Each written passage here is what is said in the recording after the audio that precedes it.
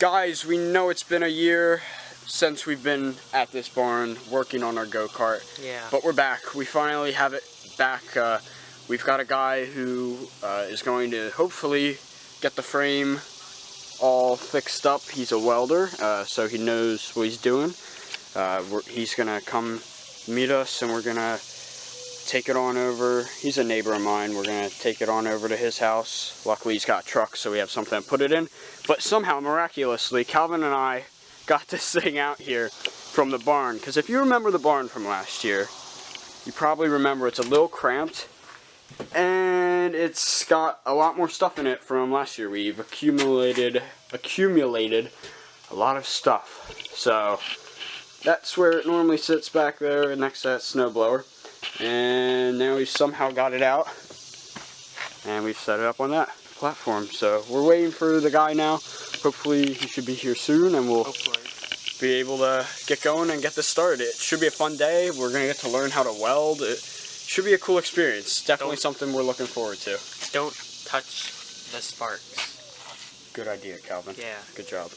So, if you missed the last video we made about a year ago now, once again, we're really sorry about that. Life kind of took over and we didn't have much time to work on this. But basically, last year, it was around 2-month trips to Florida. 2 months, no, more like 3 weeks. But last year, we basically just got it from over there into that barn. So now that barn is pretty much our workshop for now. I want to kind of make it look better as we go on, get the fridge working in there, make it more usable, nicer.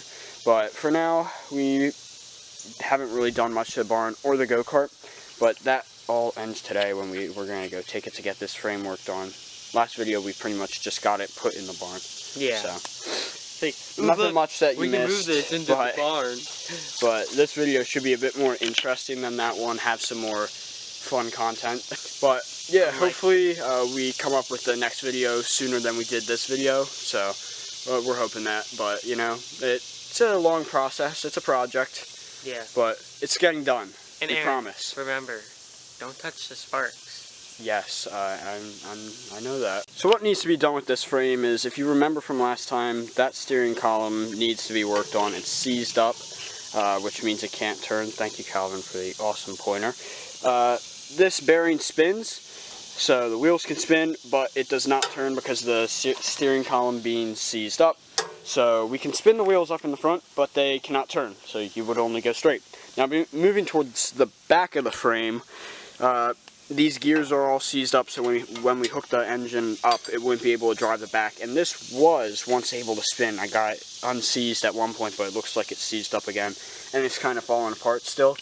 So we might have to get a whole new axle for that, which I'm not really looking forward to, but it's a big project, just the frame alone. So now you can see why it's taken us so long to really do this. But it's all coming together after today. Hopefully we can get this all fixed up, and we'll be on our merry way to working on the engine.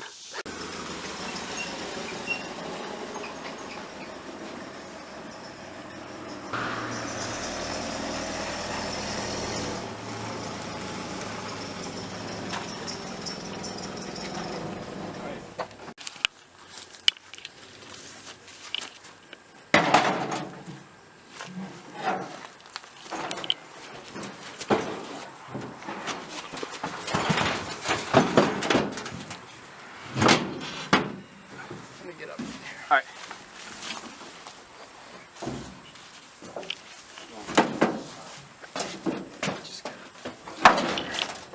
Grab the back and we'll go in. That's Perfect. Fits right in. Alright, Calvin, so we got it here. Now we're gonna see what we have to work with it.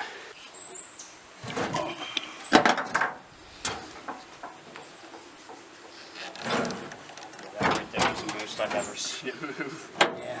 It's not really one of much. Alright, so we're inside now because of the rain, but I think we can do everything in here that we were going to do out there. These were the tools we were going to use. It's the workshop that he has. It's a nice one. A lot of space. Those are one of the cannons that he makes. He does cannons. he makes miniature ones. Super cool stuff.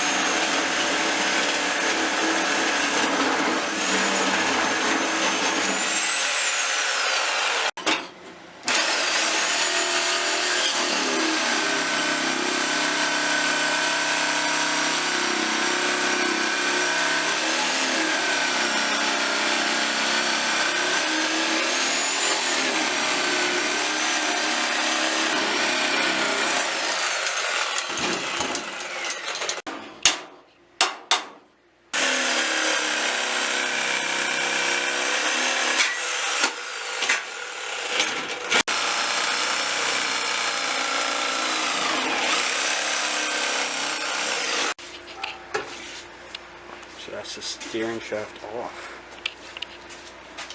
Seems a little weird with that.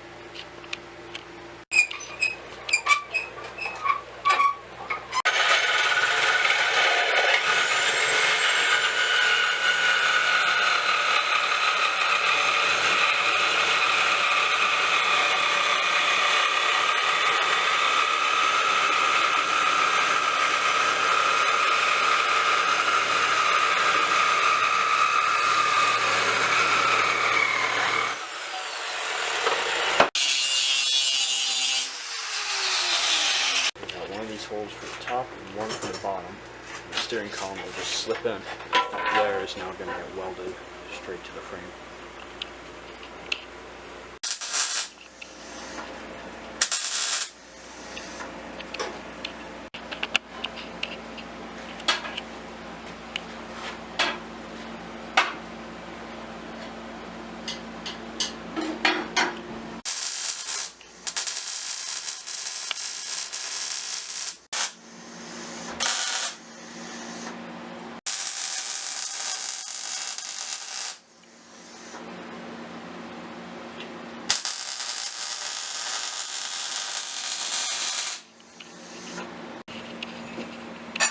Tubing on down there to keep it lifted. There we go, the columns on there.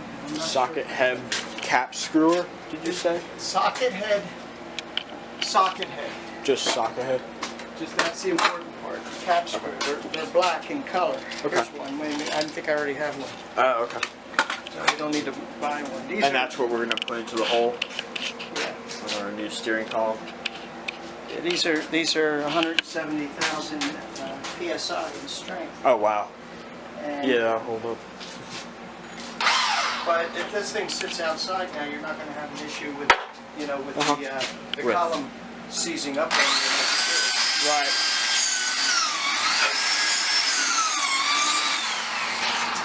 Yeah, it'll be in the barn now that we have all that space for it back there.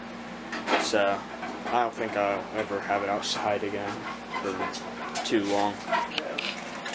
It's in really good.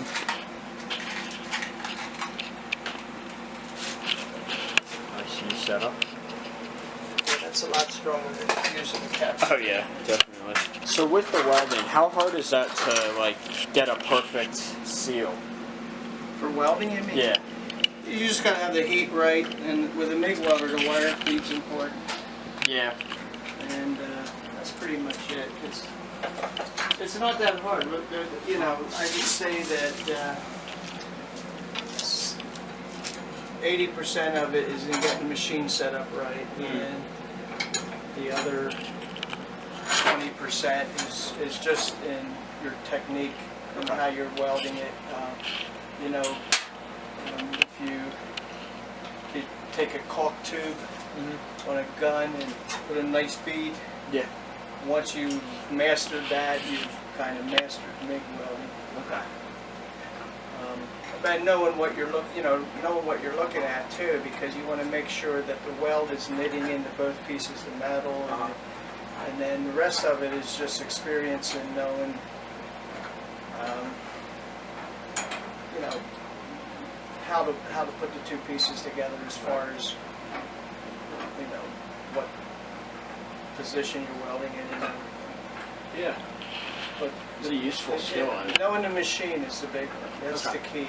You know, knowing what heat to use and what wire feed. So everything's For the thickness of the metal. And you could take, a nice thing about a MIG, along with pretty much any welding, is you could take a very thick piece of metal. I could take a block of steel and weld a piece of sheet metal. Wow. Okay. But the MIG welder is going to be more forgiving Okay. for somebody that doesn't have as much experience Right. as a stick welder. Okay. But you can take a stick welder and do the same thing. Cool. We're going to see if we can get those kingpins loosened up. All right. Kingpins, you really got to keep those greased if you're going to leave this sit outside, because they're just, there's not much you can really do with that as far as making something like the column where it's always going to stay loose.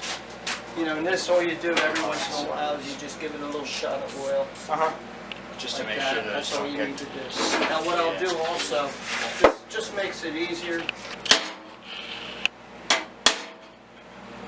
And they line up, and then that tells you what direction your bolt goes, so you're not 180 degrees off. Yeah, You because line those differently, so.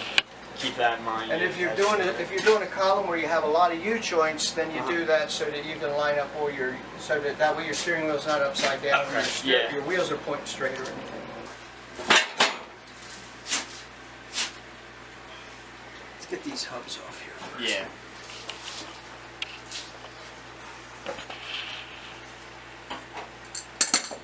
I think we had that one off at one point when we were just messing with it off camera. Like my dad and I went out a couple of times. We just messed with it.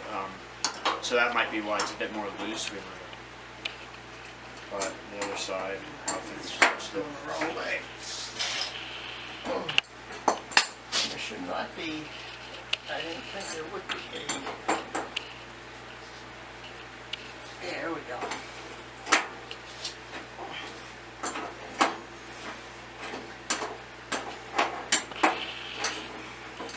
All it is that you go to a hardware store and get any of these parts to make up a spindle. It's not that big a deal here, what we're looking at, but it's probably frozen in there pretty good. Yeah, I bet. After all the years sitting out. So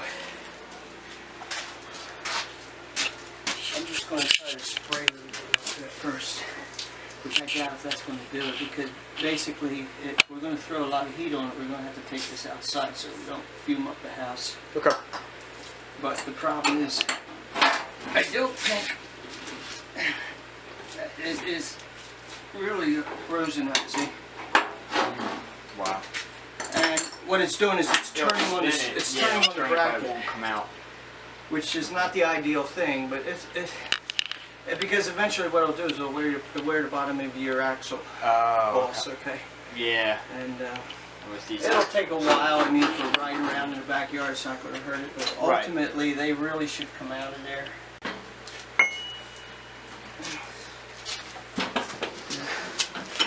I doubt this is going to work. Just going to give it a try.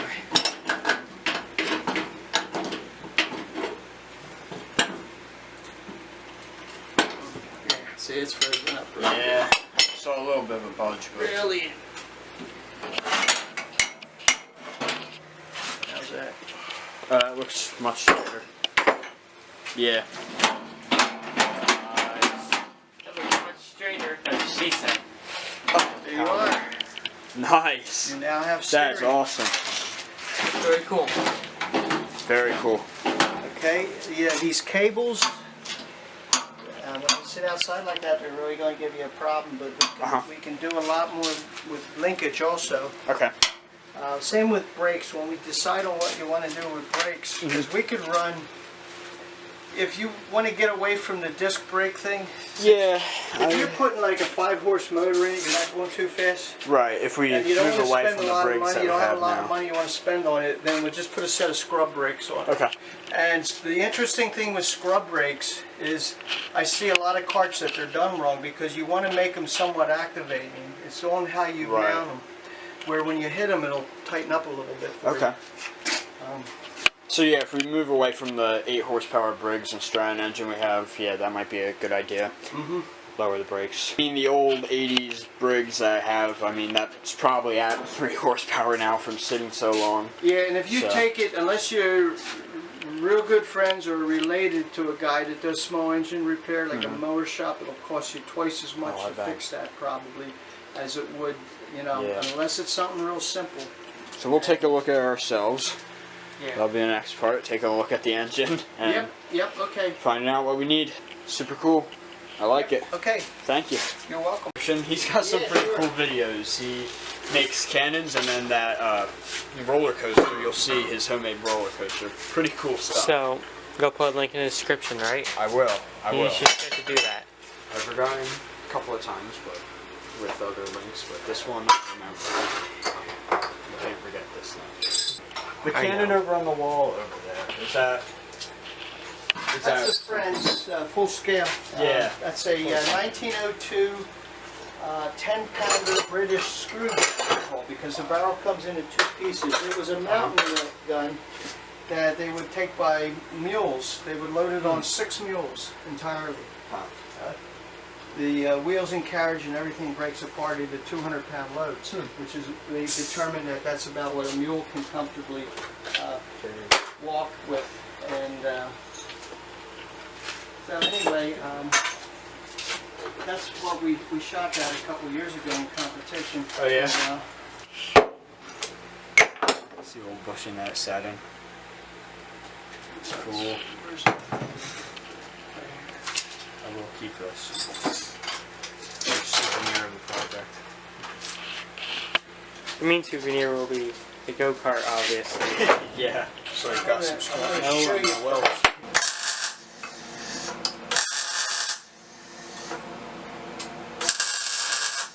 Particularly, it's just like filling caulk.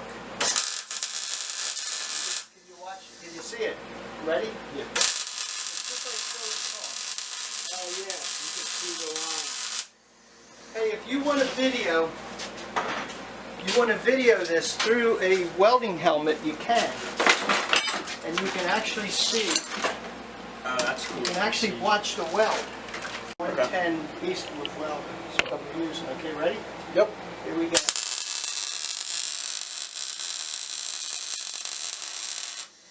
we're welding sheet metal, so it's going to get a hole through what I just showed you.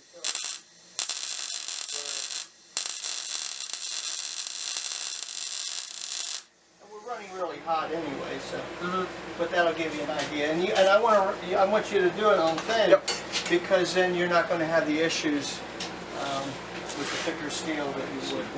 But you can use 2 hands after you put it down. Get yourself situated, put your helmet down, and then you can start welding. 2 hands will help steady your gun. Even if you got to lean into the bench, hold on to, move this in. And here, let's move this in and then put your elbows on the bench and that'll steady you for your first time doing this, okay? And then like try to put your, like rest your either your hand or your, and then that way you could steady, because being steady and then concentrate on your joint, because that's where you're, let me get around where I can see it too here. Okay, go ahead. You're feeling that joint. Now watch it doesn't burn a hole. You want to, that's it, you're doing good. You can stop, that's fine. The problem with shortness, go ahead. Okay.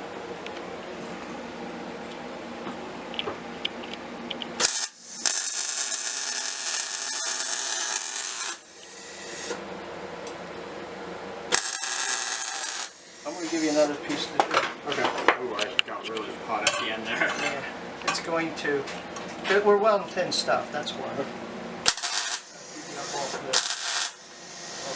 the plate, that's my welding plate. Yep. Okay, now you could come and try it again. Does your buddy want to try this too? You want to try, Calvin? Sure. All right. But go ahead, you can run a bead. I got plenty of metal that we can fuzz.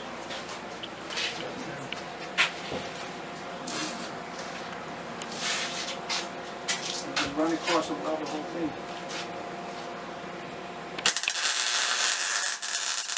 Come down into the base metal more, because you're burning holes because you're up into the top. You're on the edge. When you have a piece that has an edge, you want to stay on the piece that doesn't. Okay.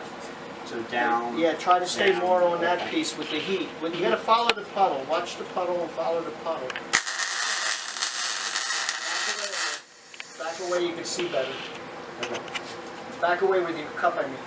Your welding torch. Okay? Oh, yeah, And then you can see the wire, and then watch the wire. And that'll cool it a little too. That'll give you a cooler weld when you're away from it a little bit. Not too far, because you'll lose your gas contact. That cup has gas that flows out of it, and that shields your weld. So you want to be back about a ½ inch to 5/8 inch. So like that. Yeah, a little bit, like right about there is your fine. Now when you bring it out, I'll guide you a little bit so you can see what's going on.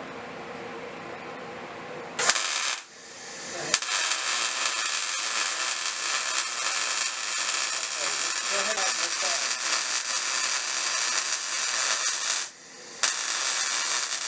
side. All right, Calvin's going now. You just flip the helmet up over your head. That's it. Let's see, Calvin. Can you do a better job than I did? That's it. You got it. It'll be like a competition.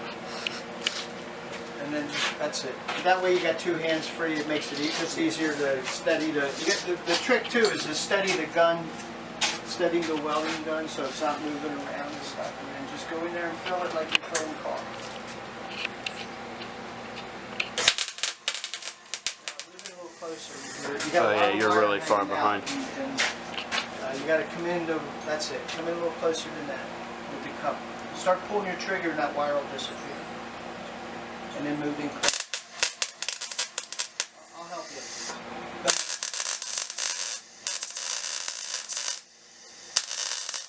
where you're at with it? Stay in with it and you're good.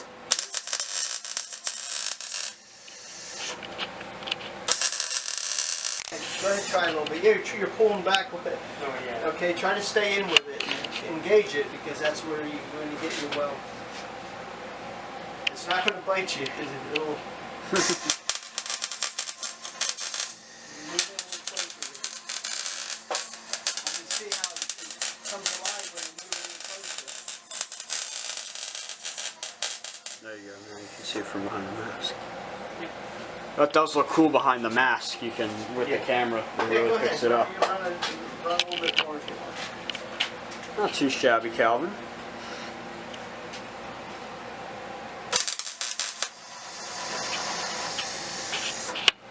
Well, Calvin, that's pretty we're out good. of wire. We're done That for was today. pretty good. We But got you did all right. Calvin's on that side, and then mine's on the back. Mine is a bit more globby. Calvin, you went pretty straight, actually. That's how I got started. job. Only Yeah, I didn't have gloppy. big welders. I had to learn with a stick welder. Which is even more yeah, that's trickier. tricky. We're lucky with what we have. It takes a while, and then it takes 40 years to get to where you could Yeah, do it as a professional. really well with it, like, and not yeah. even think twice.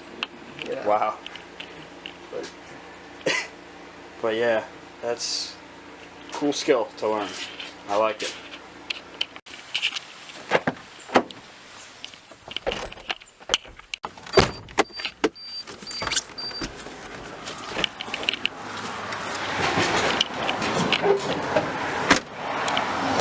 Alright guys, it's back in the barn. Yeah. Miraculously we got it back in.